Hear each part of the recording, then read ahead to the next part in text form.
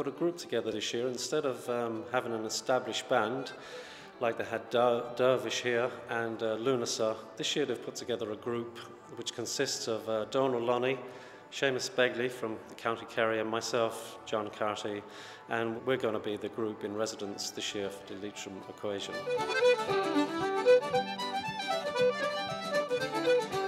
Oh, I know their music so well, and I've met them on occasions. We were lucky enough to be thrown together at a festival in Limerick there about 18 months ago called Bloss, and the whole thing worked really well. And here we are now as the group in residence, and really looking forward to, I suppose, working with people here in Leitrim, established musicians and singers, and sharing our music with them, and also learning some of the Leitrim flavour of music and putting something together ourselves for this Leitrim Equation.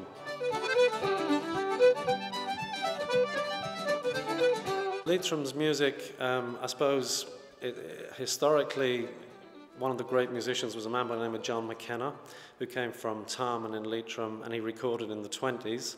And flute playing really has a very strong presence in Leitrim, probably due to his legacy.